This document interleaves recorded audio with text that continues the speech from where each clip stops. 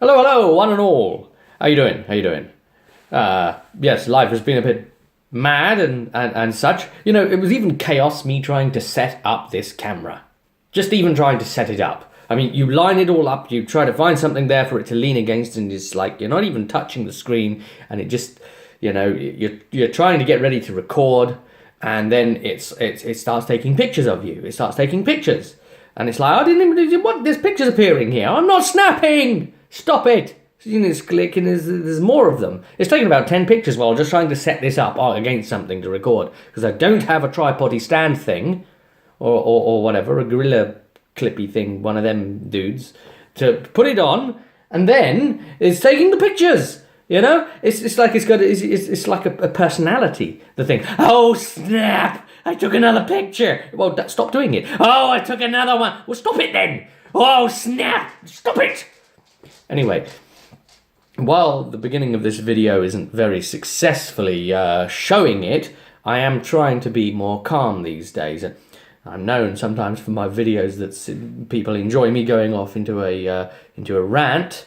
I'm going to try to actually make the content of this less sort of ranting, getting it all out of the way now. Although I will also say that it does that other thing where you line it up perfectly. You know, I'm using a Samsung here, S7, and you know, line it all up. You've got the whole thing there, and you hit record, and it's like, whoop! It's like, whoa! Okay, pull back suddenly. So in these videos, you might see me go like that because it's just zoomed straight in, and it's like, that's not what I lined up. What are you doing? Oh, snap! I also took a picture. Right. Okay, so I've just gone on for nearly 2 minutes talking about the camera, and that's not even what we're here to talk about. So, let's get on with what we are here to talk about. Current thoughts on the hobby, and on the 40k bit, and on the Age of Sigmar bit, okay? I'll start on 40k, so if you're only interested in the 40k element, then you can just watch the beginning of it. If you're only interested in the Age of Sigmar bit, then it'll be later on, and hopefully there'll be something on screen maybe if I get the opportunity to help you just get to that. But they kind of are linked anyway, in the whole point I'm making here. Even more so now, potentially, with the 8th edition and what it's doing, maybe going a bit more Age of Sigmar. But we'll get to some more of that. So, you know, again, huge props to Games Workshop for what they've done with, you know, reaching out to the community and being more involved and in touch with us, being there to actually answer questions, to reply to things, you know, on the Facebook thing and what have you. You know, it's also very interesting. I saw on their page, it was only put up on like the 12th, that they were trying to hire a content writer, and I missed it. You know, I wasn't there on the 12th and saw it. And, you know, I wrote to them, like, it was like 8 days later, and it was too late, the position was closed. And I thought to myself, what? Within 8 days you've closed the position? That would have been amazing for me. You know, I've done like their fated travels and all that sort of thing.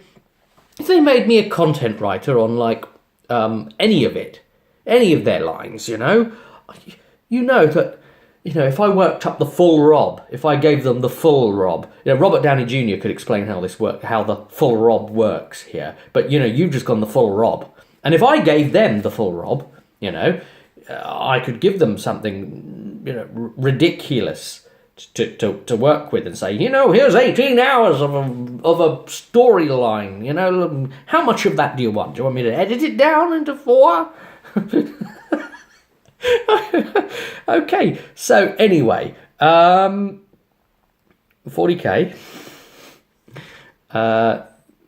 they've been giving us some updates on that recently, and they've been doing them daily, which is great.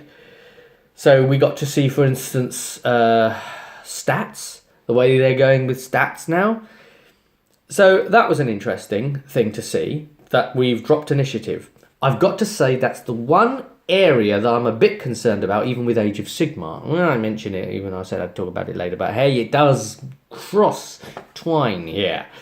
The dropping of the initiative. I mean, Age of Sigmar kind of has that thing where it's like, hey, you know, you do your battles in whatever order, seemingly, and correct me if I'm wrong, but based on the wording, they're actually saying that, like, you could say, right, I'm going to have my guys in this battle over here fight your guys, and now it's your turn.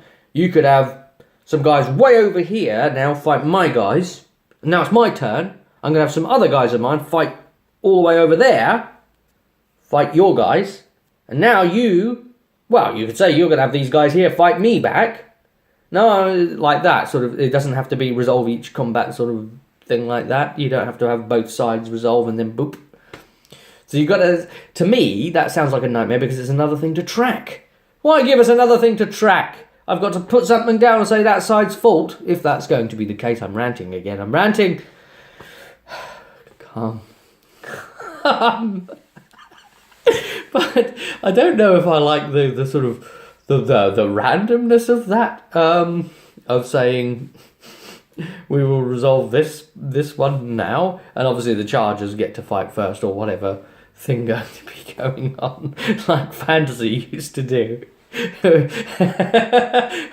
It's not really that hard though to work out the initiative, even if they just like did blanket initiative and not like had a higher initiative for characters and heroes or whatever.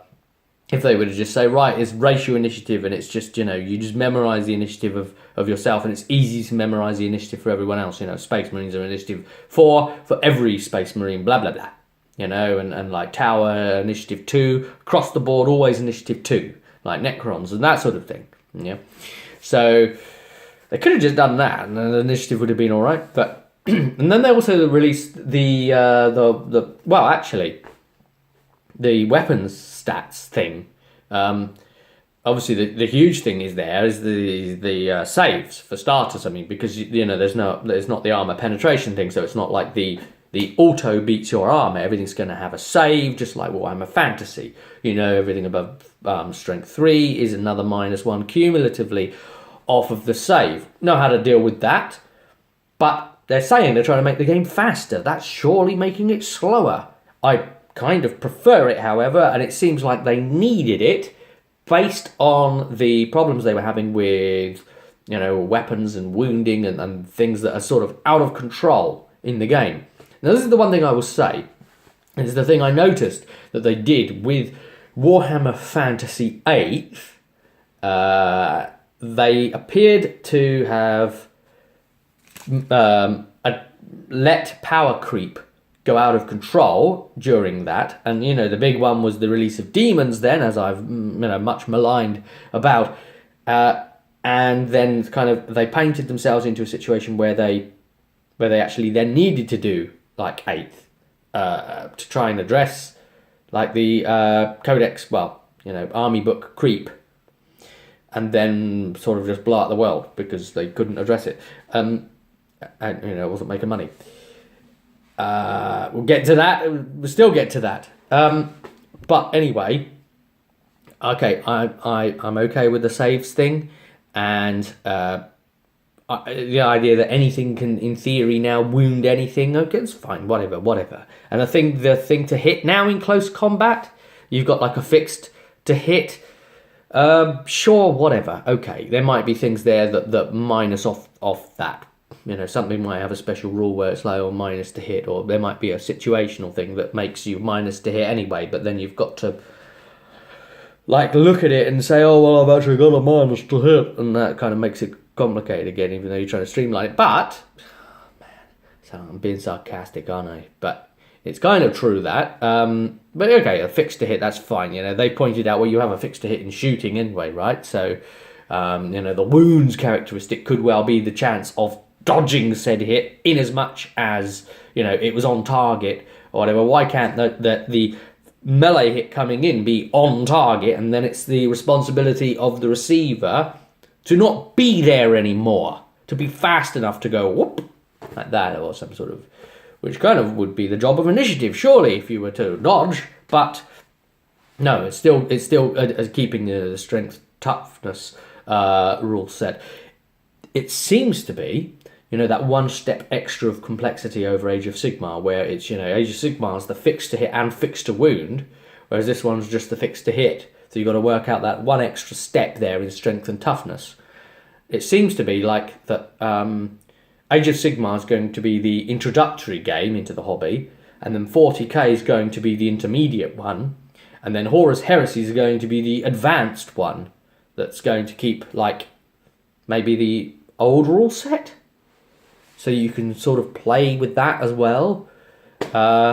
Which would be kind of funny, you know, like a nod to the old days, you know, in literally. Yeah, why not? That's probably what they'll do. So, other than that, you know, I don't mind. I'm really heavily invested into it anyway, so I want to see what they do. And I'll go with it, you know, I'll play it. I like the lore of the universe, and that's what's partly heavily invested me into it. I mean, I didn't have anywhere to go with the lore on the fantasy one because, you know, the bloody world blew up. But I couldn't invest any more into it. It was gone. Not the way I'd have done it either, you know.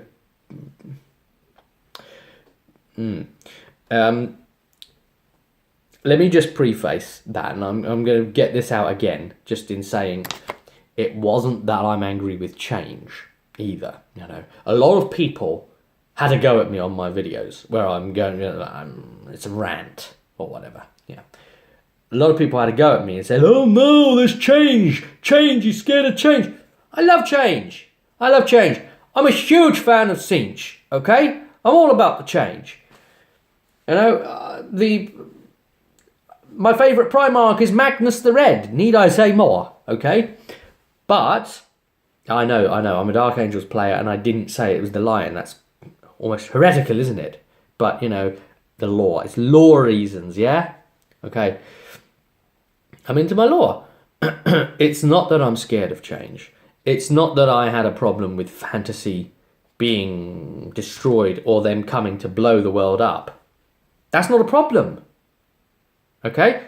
Get it into your skulls, the people that were having a go at me about that. It's not about that. You're not actually listening. A lot of you guys came on recently and you like started playing Age of Sigmar or whatever and you like that. And, you know, I could even join you soon. But it's not about... It's about the way that the lore had been treated following up to that. The fact that they hadn't moved storyline forward at all for the entirety of the time, and then suddenly when they needed to get rid of it, they needed to move the storyline along, and so hurried the whole thing out into like a 6 months ending part, and then boom, just everything all happened at once and it's gone. And that's not right, man. I mean, that's disrespectful. They could have let their storyline trundle forward, you know, just minorly. They could have done it a year at a time even, or like 2 years to 1 year or something. It wouldn't have been much. You know, had Archaon, you know, conquered Middenheim in Storm of Chaos, would he have actually got Middenheim? Would old GW mentality have let him actually have it? Would they have even let that change happen? I don't know. But the fact that he was defeated so hard in that was like, and nothing bad happened to him, and just like Grimgor comes along and he's like, yeah, I've beat you and now I wander off and let you live just because we need to let you live. It's just, you know, they were being stupid, basically there. That, you know, they were just trying to save their IP face. I mean, Archaon should have been bitch slapped so hard by all 4, well, technically 5 gods, if we, you know, Skaven, meow, squeak. By all 5 gods, you know, should have just been bitch slapped about. And then just like, I make you into a spawn. I make you into spawn crap that then mutates into spawn. You know, you're lower than spawn. Damn you, you failed. You know? Yet he's like, I am the big bad. I'm just a massive failure in life, and I win. Okay. It was Cinch's plan. You know. But, you know, there is no cause and effect. There's no causality here, is there ever? With the past GW. Past GW. And then it's like, there's nothing. Now the world's ended. And everything's happened. You know, that's what I didn't like. The way they treated the lore. And it's like, quick, we're not making enough money, end. you know? That's what I didn't like. I don't mind change. Get rid of it. Give it a little bit, you know. Have respect for it in the first place. And then offload the thing and destroy it. That's what I'm saying. So, anyhow. By the way, the alternate world that I'd set up in my writing from Their Fated Travels, which is what Maestro had travelled through time and was beginning to see glimpses at, only left chaos and dwarves in the mortal realm to basically go at each other. They were the last remnants. It was a weird, interesting alternate universe there. But anyway, it was like a mass cold that's just killed off everything. Yeah, because of they tapped into the one wind of ice and like sent it into overload, and it just caused like the permafrost across the whole planet, and people were just chunks of ice, and they were all dead because of it. But the dwarves had survived because of their hardy and chaos, because, you know, they are chaos. They're in alignment with the things doing it. Yeah. So wounds on things that didn't have wounds bottoms, which is straight out of 40k. It's very irregular, isn't it?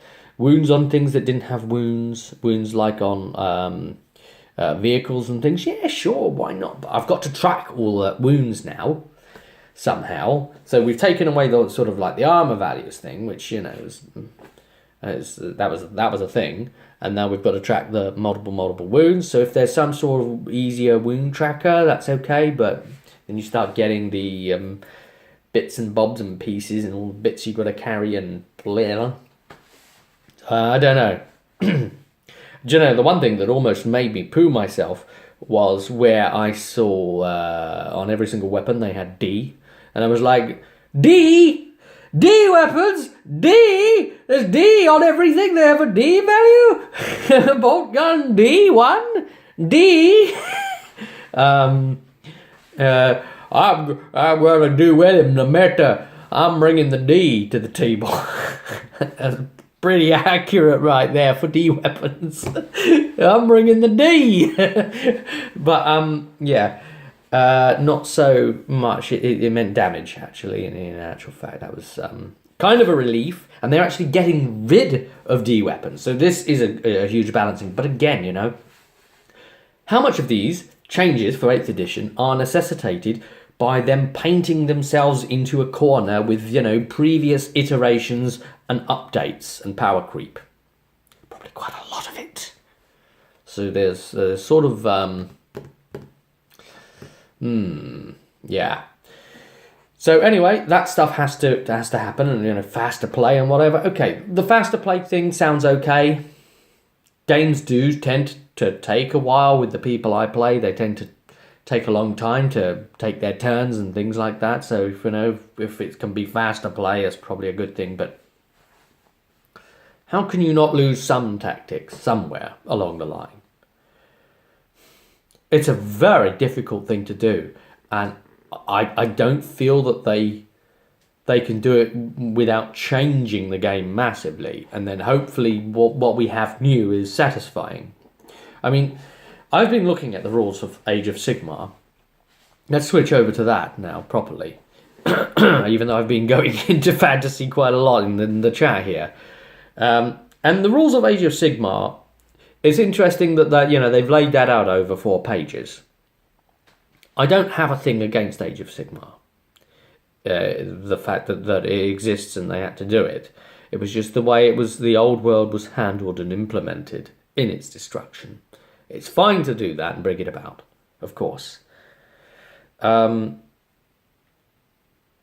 I mean, there's a bunch of lore there to start getting into for Age of Sigmar, and with the General's Handbook, you know, now being a thing within Age of Sigmar, we can actually points cost up all of our old stuff. And it turns out that if I wanted to now play all of my old models, you know, I could then do it in Age of Sigmar. Probably nothing to stop me actually still putting them in movement trays and then just moving those movement trays around. But without having to wheel them, I could just be like forward and then diagonal, you know, whatever, just for ease of... Because I play greenskin, so I might have like God knows how many night goblins in a unit.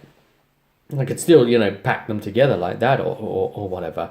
And so, yeah, it facilitates you being able to play all of those old forces. I mean, Tomb King's kind of got boned. I don't know if there's actually even stats for them in the old War Scrolls thing there. And they've made like the four things. You've got the Order side, which is like the lizard men and the elf peoples and the bloody humans. It's not really humans anymore, is it? Are humans actually dead now? Is there like any normal humans about in Age of Sigmar now timeline, or is it just the Stormcast Eternals, the Sigmarines, the yeah, those guys? Is it just them now as humans? These dead guys that are just regenning over and over. So we've got Order, we've got Chaos, we've got the Death, and we've got Destruction. And Destruction would be all the things like the Ogres and the Orcs and Goblins and that sort of thing. Interesting that Skaven have been popped in with Chaos. Kind of makes sense, though, because Skaven are technically Beastmen. You could debate that, couldn't you? Probably they're Beastmen, yes? A form of? Okay, whatever. That's fine. So I've got a whole bunch of Scryer models. I've got a bunch of Chaos Warriors, but I hate Archaon, as previously mentioned. So if I played Age of Sigmar, I wouldn't touch that. And again, it's not that I'm against conceptually trying Age of Sigmar, and indeed I am planning to try Age of Sigmar. I think enough time has gone now that I can begin to calm down on my anger at Games Workshop's treatment of their own universe. Because it's their own universe, they should give a damn more than I do, but they didn't.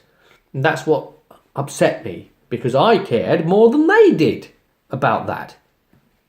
Which, they're showing us a new face now on the front of it. Mind you, that's the community side, so I don't know. It's like a lot of people are like, it's like a toxic relationship, isn't it? You've hurt me too many times before. I still keep coming back to you. It is though, isn't it? We are trapped in a toxic relationship. I mean, some of us have got away for a while and we started seeing other people, like, say, Malifaux or Warmahordes or whatever we're doing. But damn, you still keep pulling me back. One thing is, of course, the beautiful quality of the models. You might go elsewhere, and for my part, I see a lot of fiddly other blisters and things. Some of the metal kits that I don't want anything to do with anymore. They just annoy me, and they're just like so many multi-parts, and it's just a headache just to even build. Whereas the Games Workshop plastics are so nice to build, they're such a treat, and the amount of detail now is as good as any metal as far as I'm concerned. You cannot look at those Thousand Suns and say, that isn't better, those sculpts, than metals that came before it, because they bloody well are. They're amazing what they're getting out of plastic molds these days. Games Workshop specifically. And they just rule the roost on plastic. I managed to see some of the Malifaux releases that came out in plastic, and they weren't anywhere near as detailed. I got to look at some of the Mantic plastic stuff when I got Dreadball, and it was made of a completely different plastic composite that was about as hard to stick together as metal. That's right, plastics that will not bind properly with plastic cement. Go figure. So we've got those four categories, as I was saying there. And, I've got a bunch of orcs and goblins and things like that should be able to all go together into a huge destruction force. And I've got some ogre kingdoms as well, and they should go together in a big destruction force. I'm a little bit confused about, the crossover of all those rules, because they've made, the Black Orc ones now, the Iron Jewels, and I've got a bunch of them too anyway, but their own battle tome. So it's like, if I used them, they have their own, if you use them, they have this rule, blanket rule keyword thing. altogether. But then if I used my old War Scrolls, like if I brought in the Night Goblins force and did all that thing, is that like a second army that uses its whole second thing and I get the buff of whatever that's called, or do I just call it destruction? Because I'm only allowed to pick one, aren't I, for my army or something like that? So do I just call it a destruction one? I don't know anymore. But I'm very destruction, it seems. Other than like my clan Scryer, which appears to be chaos and such. Because I'm loving the clan Scryer as well, and I would just love to have a specifically clan Scryer force. No battle tome for Scryer, I notice. You know, we've got Pestilence, that's pushed. And even in like, I think it was the compendium thing, there was forces, layout thingies, bonuses for putting yada yada and yada together. There wasn't a specific Scryer one. That was a very clan that they left out, and I thought, yeah, that's a bit harsh, isn't it?